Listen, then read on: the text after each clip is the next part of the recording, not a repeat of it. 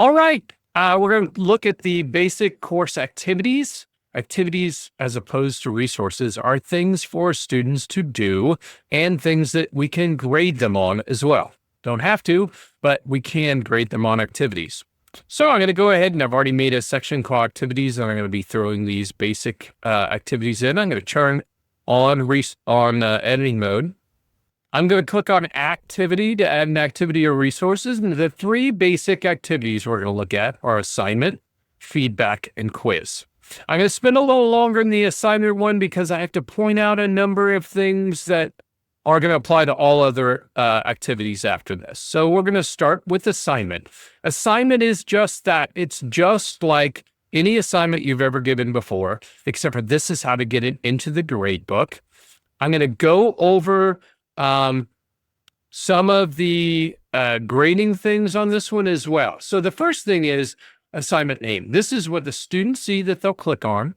This is what you'll see in the grade book. So I frequently started off with what section it is so that I can more easily order them. So I put chapter 1. I'm going to put worksheet 1.1 on there as the assignment. Now in the description, you could just put do worksheet if you want to. However, I'm going to say that I think you should do more. Realizing that this may be a worksheet that you hand out, they're going to hand back in. And by the way, there's 3 different ways to do assignments. A hand-in one, I'm going to give the description here. I'm going to give the assignment, but it's a piece of paper that I hand to you. You fill out as a student, you turn back into me, traditional assignment. The second one is online text, which could be a journal entry. It could be an extended response. It could be a paper that they type online. But it's something they do in Moodle and type into Moodle. The third one is to do an upload, meaning they've done some project or written a paper. You can have them upload a PDF, a Word document, a PowerPoint document, a Excel spreadsheet, a publisher file, whatever. So those are the 3 different ways we can do them, and they're all added to this one assignment module. So I put do worksheet. However, I'm going to do more than that. I'm going to actually give them the worksheet online as well, because if they lose their sheet, forget to bring it home, they can't do their homework. But if I go and do a screen capture of the worksheet, like I've got here, and I just copy that screen capture and I stick it in the Moodle page, and I say do worksheet 1.1, and I'm going to add it in here in the description.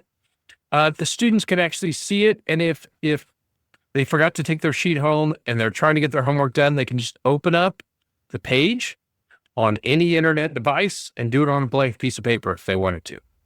I always give as much information in here as I can so that the so the parents can support the students as much as they can. And if they lose everything, it's still there for them digitally.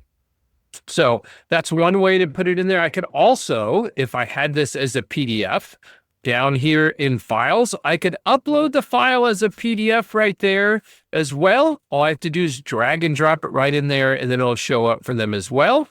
And then instructions down here, if you see this, this is kind of a list of what you want them to do, but you don't have to put activity instructions in there. You've already got the information in the description. Now, if I was just to stop right here and hit save and display, this is what the student would see.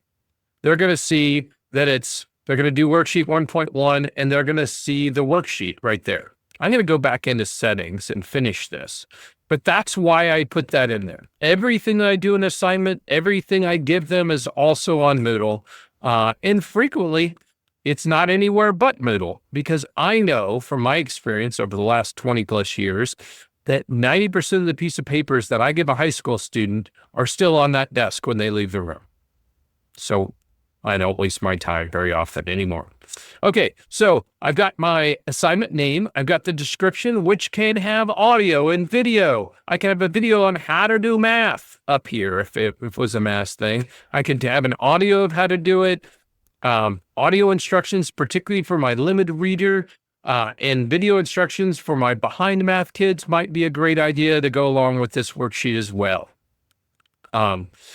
Again, I could drop PDFs or rubrics or anything else down here in the files area.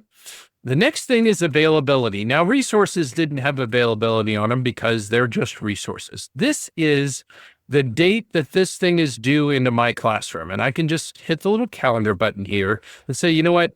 And it, by the way, it always says a week from the day you're putting it in. It assumes that you're going to give students at least a week. That's just the default. But I could say, you know, I'm putting that in there. It's going to be due on the 25th of July. That now is in the calendar. The kids know that it's due that day. And they'll see it every single time they log on to Moodle as an upcoming event on their calendar. And underneath their courses, it'll show what things are coming up due. I would always put those due dates in so students know when they're due and there's no question. Now, that's the normal availability thing that everybody uses. There's more. And under here, under show more, I can see the non-standard things. And there's 3 more things that just opened up. The first one is allow submissions from.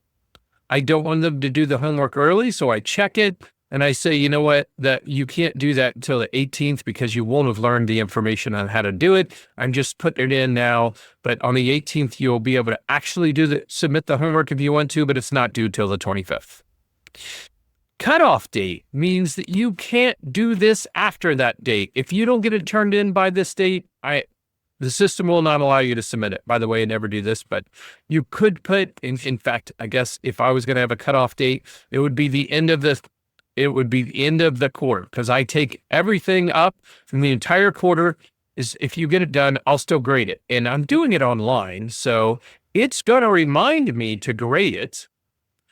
So I don't have to go and look for the sheet of paper, which is why I don't take sheets of paper. I do everything online. But that comes up to the next one. So that cutoff date is anything that you decide, maybe you have to have it done by that date. I won't take it after that. You could do that so that it doesn't even let you submit it after that date. Maybe you're the person who says, you know what, it was due on the 25th. I'll take it for up to 1 week later. So on this following Friday, on August 1st, is when it's going to stop accepting it. That's what cutoff date means. Remind me to grade by is going to say, you know what, it was due on the 25th. And I like that thing's graded right away. So if I haven't graded it by Wednesday, the 29th, start sending me emails that I have something to grade.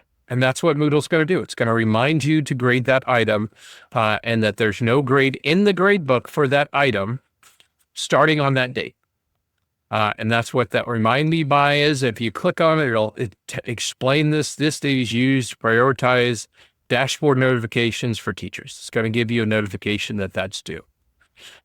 That's what availability is. All those things are still there, but they only are seen if you hit the show more button. And this one is the normal one. The other ones are not everyone uses. So that's availability. The next thing is submission type. Now, availability is going to be the same on every single activity that you're going to be able to set those. Submission type's not. This is distinct to the activity. Now, by default, it has everything checked, so you can't forget. If you uncheck everything, it's a traditional assignment. They're handing in a piece of paper. They're not doing anything online. If you want them to do text online, you just click online text, meaning that they're going to type something in.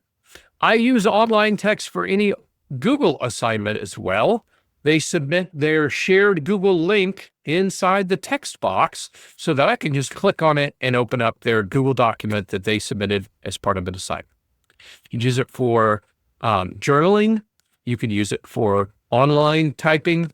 There's anything that you want to allow them to do online is what that online text is for. Requires manual grading, obviously, because you're going to read it.